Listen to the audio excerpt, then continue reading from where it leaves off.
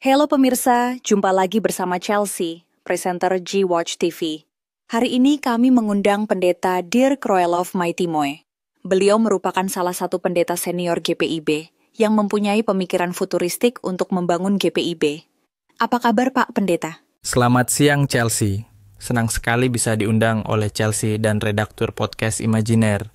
Heboh sekali kehadiran podcast Imajiner dalam lingkup jemaat GPIB.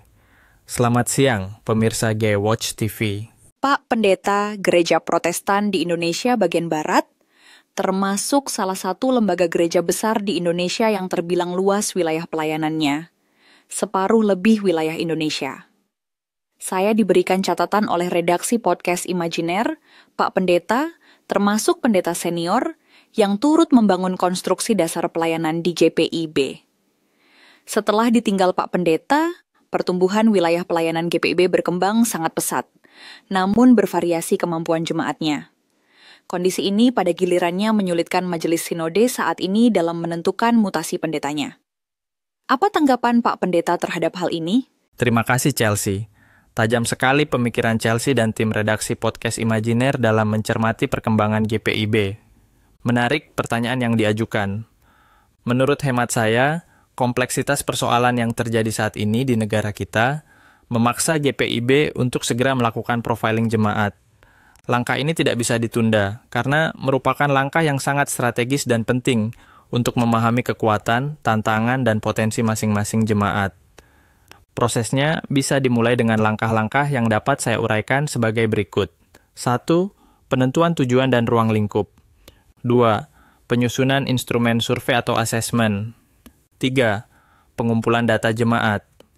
4. Pengolahan dan analisis data. 5. Klasifikasi dan visualisasi. Untuk mengelompokkan jemaat berdasarkan tipe, kuat, sedang, lemah dalam aspek tertentu. Buatkan grafik atau peta untuk memudahkan pemahaman. 6. Penyusunan rekomendasi dan tindak lanjut. Wow, luar biasa sekali pemikiran yang disampaikan oleh Pak Pendeta. Bukankah GPIB telah memiliki instrumen organisasi yang selama ini dikenal dengan nama bidang informasi, komunikasi, organisasi, penelitian, dan pengembangan yang lebih dikenal dengan nama Inforkomlitbang? Benar sekali, Chelsea.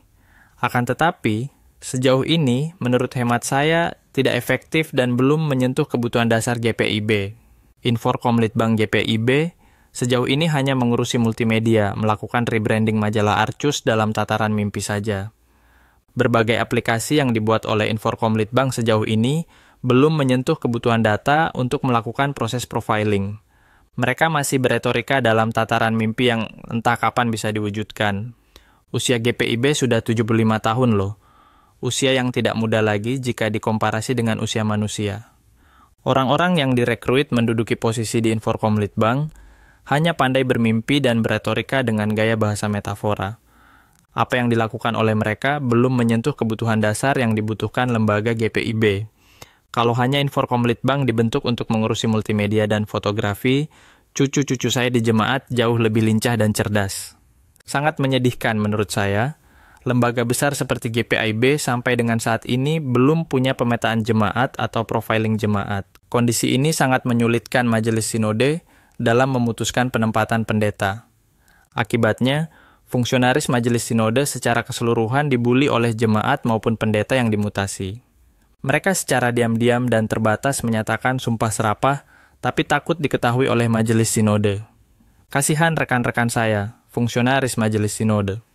Mereka memikul beban yang sangat berat. Bukankah yang dijelaskan oleh Pak Pendeta merupakan bagian tugas dari Ketua 5 selaku fungsionaris Majelis Sinode? Benar sekali, Chelsea.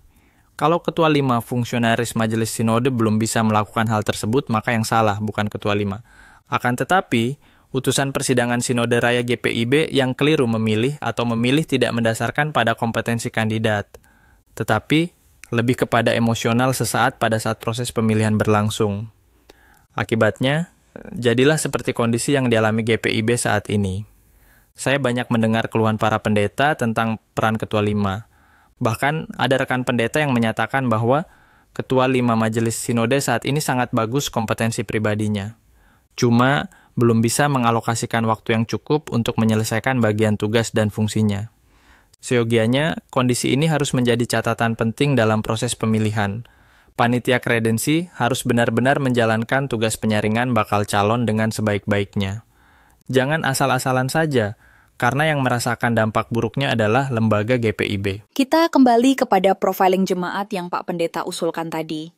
Apa saja indikator yang bisa Pak Pendeta sarankan untuk melakukan proses profiling jemaat? Luar biasa ketajaman pikiran Chelsea. Sejogianya indikator yang disarankan untuk proses profiling jemaat minimal memuat beberapa indikator sebagai berikut. 1. Indikator keuangan meliputi jumlah pemasukan atau penerimaan tahunan jemaat berupa kolekte, persepuluhan, dan lain-lain.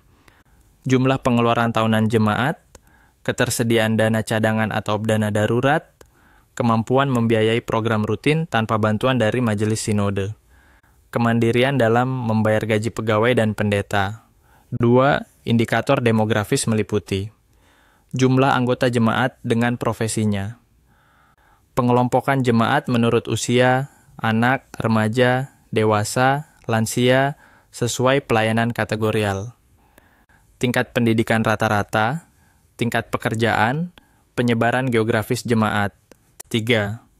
Indikator kelembagaan dan sumber daya manusia meliputi jumlah dan kualifikasi penatua dan diaken. Struktur organisasi majelis jemaat, apakah sesuai dengan pembidangan dalam tata gereja? 4. Indikator aset fisik, kondisi gedung gereja dan aset tidak bergerak yang dimiliki jemaat. Untuk hal ini, saya sangat mengapresiasi usaha keras yang telah dilakukan oleh tim aset GPIB. Luar biasa upaya yang telah mereka sumbangkan untuk lembaga GPIB. Sejauh ini, tim inilah yang mempunyai prestasi kerja yang baik, sekalipun terkadang mereka diterlantarkan dan dibiarkan jalan sendiri. 5. Indikator pelayanan dan program sebagaimana dijelaskan dalam PKUPPG GPIB. Ini merupakan salah satu keunggulan komparatif GPIB dibandingkan dengan lembaga gereja lainnya di negeri ini. 6. Indikator partisipasi jemaat meliputi persentasi kehadiran jemaat dalam setiap ibadah, partisipasi dalam pelayanan, keterlibatan dalam kegiatan gereja. 7. Indikator teknologi dan administrasi meliputi kemampuan administrasi program kerja dan anggaran disertai dengan sistem pelaporan secara digital. Untuk poin ini sudah ada tapi masih menimbulkan kesulitan dalam pemanfaatan. Pemanfaatan teknologi digital secara cerdas. Sistem keuangan digital untuk membantu jemaat melakukan pencatatan administrasi keuangan secara akurat dan melaporkannya kepada majelis sinode sesuai amanat tata gereja. Saya sangat terkesima dengan penjelasan yang disampaikan oleh Pak Pendeta. Rasanya diperlukan waktu yang panjang untuk membicarakan konsep ini. Sayangnya saya dibatasi waktu, sehingga saya dengan sangat terpaksa harus mengakhiri percakapan kita saat ini. Bisakah Pak Pendeta memberikan closing statement atas percakapan kita saat ini? Baik Chelsea, bulan Oktober mendatang GPIB akan melakukan persidangan Sinode Raya ke-22 di Makassar. Pesan saya, pilihlah fungsionaris majelis sinod dengan memohon hikmat dari Tuhan selaku kepala gereja, agar fungsionaris yang dipilih tidak berdasarkan emosi sesaat, pendekatan primordial atau suku, pendekatan alma mater, dan sejenisnya.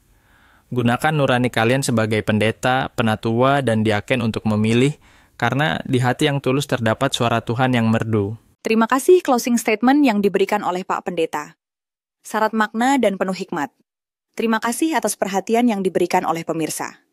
Salam hangat Chelsea dan tim redaksi Podcast Imajiner. Sampai jumpa di Podcast Imajiner berikutnya, dengan topik yang selalu menarik.